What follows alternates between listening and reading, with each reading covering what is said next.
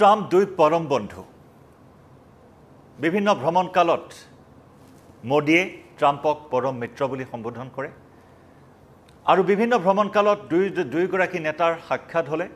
ইজনে সিজনক পৰম মিত্ৰ বন্ধু সুহৃদ হিচাপে সমগ্ৰ বিশ্বৰ আগত পৰিচয় দাঙি ধৰিছে কিন্তু সেই পৰম মিত্ৰ পৰম সুহৃদ ভাৰতৰ বিৰুদ্ধে এটাৰ পিছত আনটো শুল্ক বান এৰিছে মাৰ্কিন ৰাষ্ট্ৰপতি ডোনাল্ড ট্ৰাম্পে ৰাছিয়াৰ পৰা খাৰুৱা তেল ক্ৰয় কৰাৰ অজুহাতত অতিৰিক্ত 25% জৰিমনা বা শুল্ক আৰোপ কৰি সৰ্বমুঠ পণ্যত ভাৰতীয় পণ্যত 50% শুল্ক আৰোপেৰে এইবাৰ আন এক নতুন ব্লুপ্ৰিণ্ট মাৰ্কিন ৰাষ্ট্ৰপতি ডোনাল্ড ট্ৰাম্পৰ ভাৰতৰ বিৰুদ্ধে এইবাৰ সমগ্ৰ বিশ্বজুৰি থকা ভাৰতৰ যি বৃহৎ বিদেশী বজাৰখন আছে ঔষধৰ সেই বৃহৎ বিদেশী বজাৰখনৰ ৰাজহাড় ভাঙিবলৈ আগবাঢ়িছে ডোনাল্ড ট্ৰাম্প এইবাৰ ভাৰতৰ ঔষধৰ ওপৰত 250% কৰ আৰোপৰে ব্লেকমেইলিং আৰম্ভ কৰিছে ডোনাল্ড ট্ৰাম্পে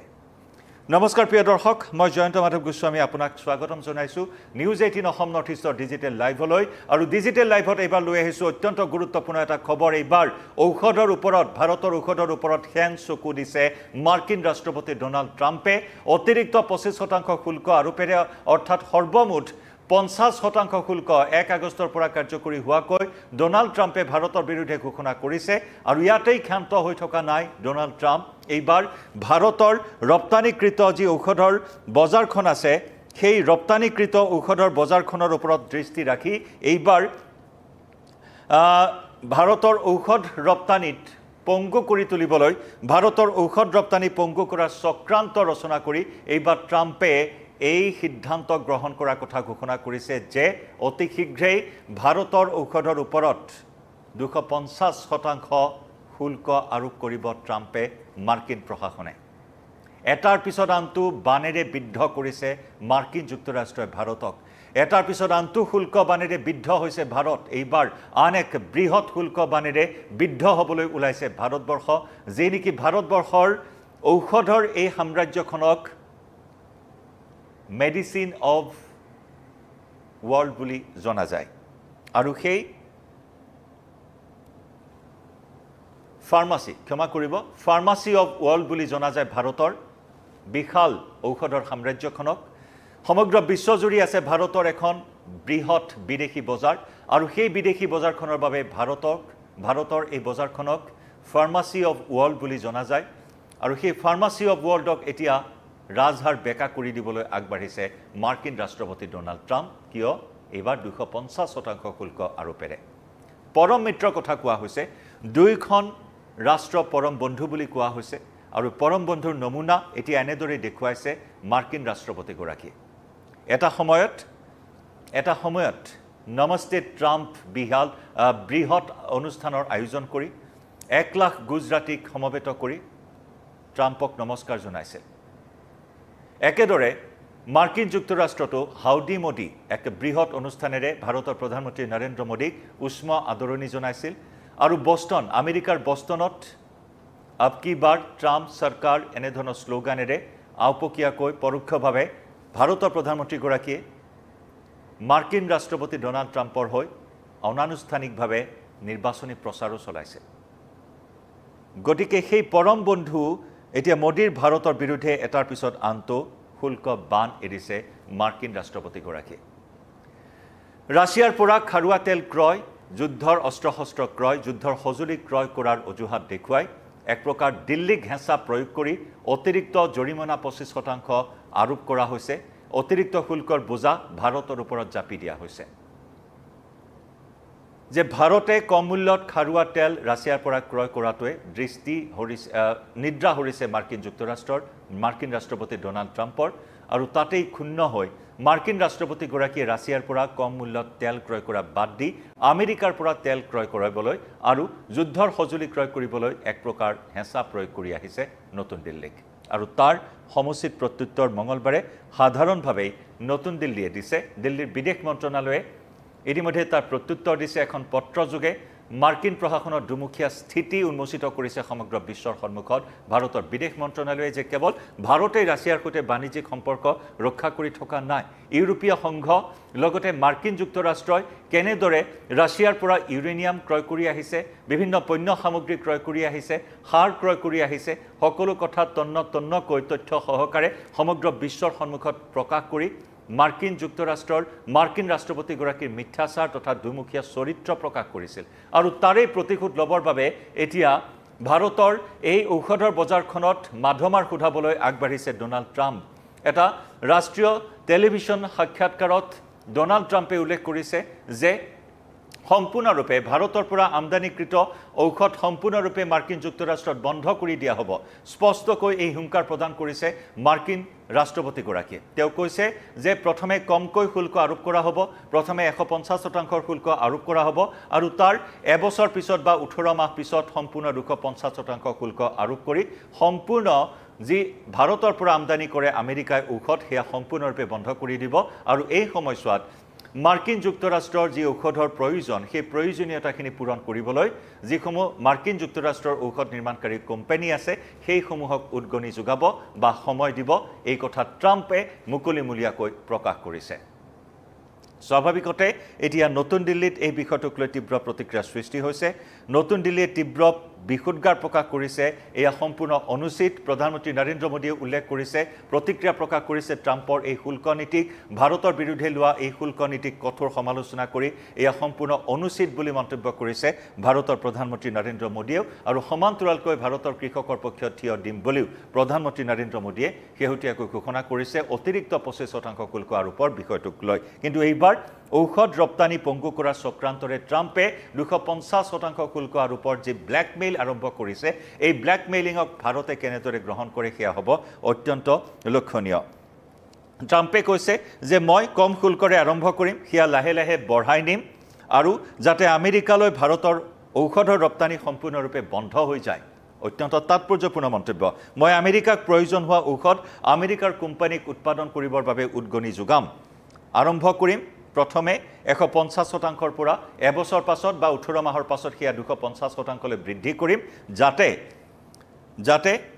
ভাৰতৰ পৰা সম্পূৰ্ণৰূপে ঔষধৰ বজাৰখন আমেৰিকাত বন্ধ কৰি দিব পৰা যায় এনে ধৰণৰ ব্লেকমেইলিং আৰম্ভ কৰিছে এতিয়া মাৰ্কিন ৰাষ্ট্ৰপতিগৰাকী আৰু তেতিয়ালৈ মাৰ্কিন ঔষধ কোম্পানীয়ে দেশবাসীৰ চাহিদা পূৰণ কৰিব পৰাকৈ ঔষধ উৎপাদন কৰিবলৈ সক্ষম হ'ব বুলিও তেওঁ প্ৰকাশ কৰিছে এনেদৰে এতিয়া শুল্ক যুদ্ধখনে ভাৰত আৰু আমেৰিকাৰ মাজৰ এই শুল্ক যুদ্ধখনে এটা বৃহৎ আকাৰ লৈছে এটা ভয়ংকৰ আকাৰ লোৱা পৰিলক্ষিত হৈছে তাতে আকৌ যি চীনে সৰ্বাধিক খাৰুৱা তেল ৰাছিয়াৰ পৰা ক্ৰয় কৰে সেই চীনক কিন্তু 90 দিনৰ বাবে ৰেহাই প্ৰদান কৰা হৈছে অতিৰিক্ত শুল্কৰ পৰা একে সময়তে চিৰবৈৰী পাকিস্তানক 19% শুল্ক ৰেহাই দিয়া হৈছে উল্লেখযোগ্য যে যোৱা এপ্ৰিল মাহৰ পৰাই ভাৰত আৰু পাকিস্তানৰ মাজৰ পেহেলগাম কাণ্ডক লৈ যি সংঘাত হৈছিল এই সংঘাতৰ সময়ছোৱাতে ভাৰতক লৈ বিভিন্ন ধৰণৰ অসংলগ্ন কথা কৈ আহিছে মাৰ্কিন ৰাষ্ট্ৰপতিগৰাকীয়ে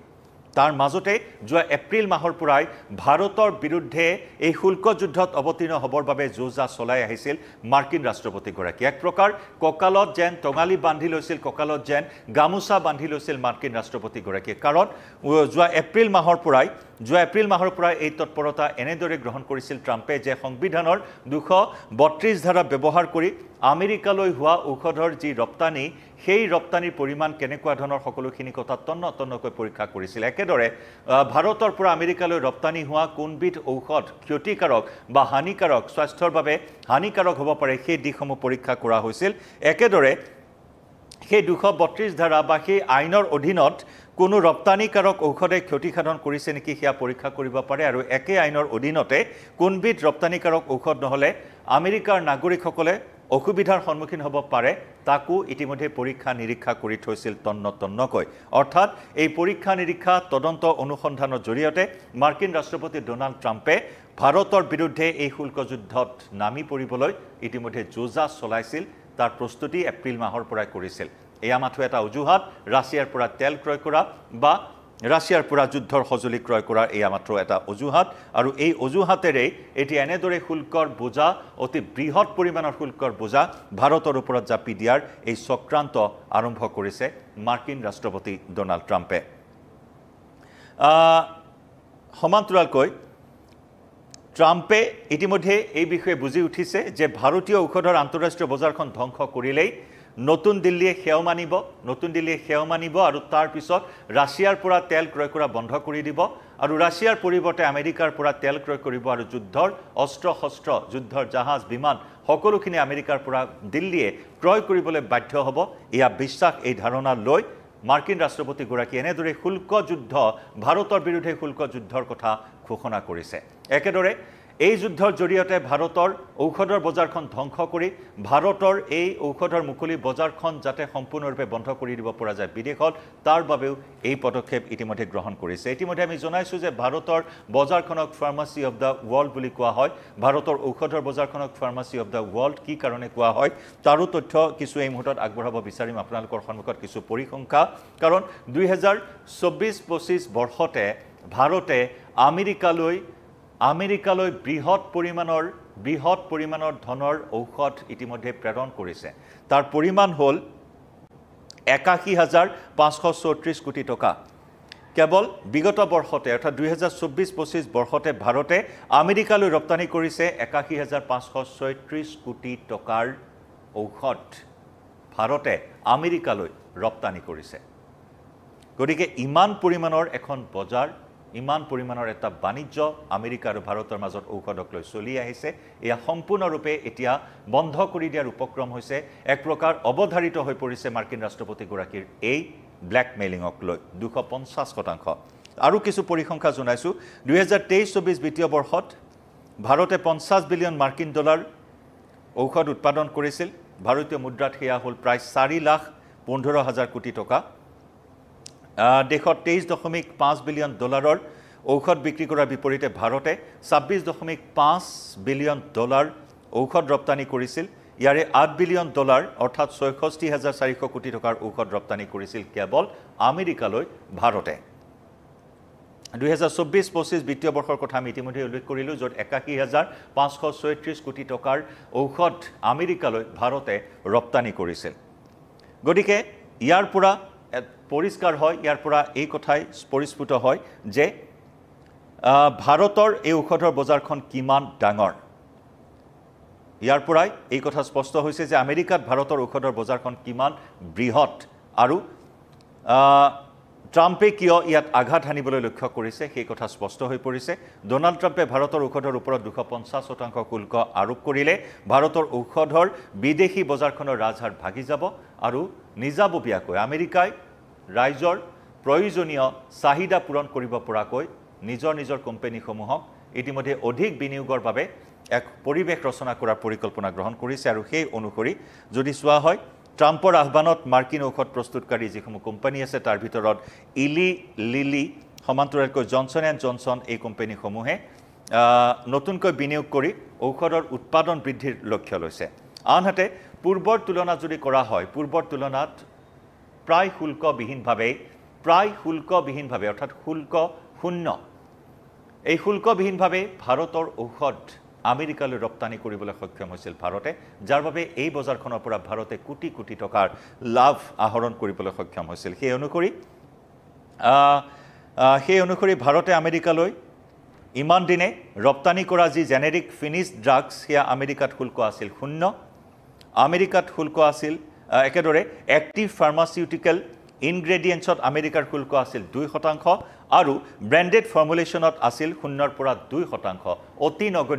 অতি নগণ্য শতাংশ বা অতি নগণ্য শুল্ক আৰোপ কৰা হৈছিল ভাৰতৰ ঔষধৰ ওপৰত বা ঔষধজাত সামগ্ৰীৰ ওপৰত আৰু এতিয়া সেই ঔষধ বা ঔষধজাত সামগ্ৰীৰ ওপৰত সেই 0 পৰা 2%ৰ পৰা একেকোবে 250%ৰ শুল্কৰ বোজা জাপি দিবলৈ ব্লেকমেইল আৰম্ভ কৰিছে মাৰ্কিন ৰাষ্ট্ৰপতি ডোনাল্ড ট্ৰাম্পে গতিকে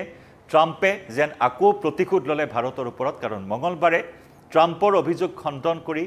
ভাৰতে বুজাই দিছিল যে ভাৰতে কেৱল ৰাছিয়াৰ সৈতে বাণিজ্যিক সম্পৰ্ক ৰক্ষা কৰি চলা নাই আমেৰিকাই নিজেও ইউৰেনিয়াম ক্ৰয় কৰি আছে সাৰ ক্ৰয় কৰি আছে পণ্য সামগ্ৰী ৰাছিয়াৰ পৰা ক্ৰয় কৰি আছে সেই তথ্য প্ৰকাশ কৰাৰ পিছতে মাৰ্কিন ৰাষ্ট্ৰপতিগৰাকী এতিয়া প্ৰতিশোধ লৈ ভাৰতৰ ওপৰত যেন আৰু অধিক কৰৰ বোজা জাপি দিয়াৰ এই কুচকাৱাজ আৰম্ভ কৰিছে তাকো চীনক 90 দিনৰ শুল্কৰ পৰা ৰেহাই দিয়া হৈছে পাকিস্তানক ভাৰতৰ চিৰবৈৰী পাকিস্তানক 19% শুল্ক ৰেহাই দিয়া হৈছে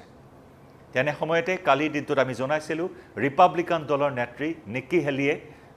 এটা এক্স পোষ্টত এটা এক্স হেণ্ডেলত এটা পোষ্ট কৰি তেওঁ কঠোৰ সমালোচনা কৰিছিল ট্ৰাম্পক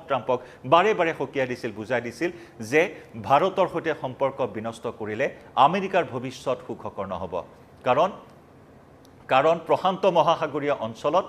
চীনৰ আগ্ৰাসন ৰোধ কৰিবলৈ হ'লে ভাৰতৰ সৈতে এটা কৌশলগত বুজাবুজিৰে এটা মজবুত সম্পৰ্ক স্থাপন কৰিব লাগিব আমেৰিকাই সেই কথা বুজাই দি ভাৰতৰ লগত যি শুল্ক যুদ্ধ আৰম্ভ কৰিছে তাক গৰিহণা দিছিল নিকি হেলি আৰু ইয়াৰ পৰা মাৰ্কিন ৰাষ্ট্ৰপতিগৰাকীক আঁতৰি থাকিবলৈ তেওঁ অনুৰোধ জনাইছে গতিকে এনেধৰণৰ ক্ৰিয়া প্ৰতিক্ৰিয়া অব্যাহত আছে আৰু এতিয়া ভাৰতৰ ওপৰত জাপি দিয়া ঔষধৰ বজাৰখনৰ ওপৰত জাপি দিয়া 250% শুল্কক কেনেদৰে গ্ৰহণ কৰে ভাৰতে সেয়া হ'ব লক্ষণীয় প্ৰিয় দৰ্শক এই বিষয়টোত কি ভাবে জনাব পাৰে আপোনাৰ মতামত ডিজিটেল লাইভৰ পৰা বিদায় লৈছোঁ নমস্কাৰ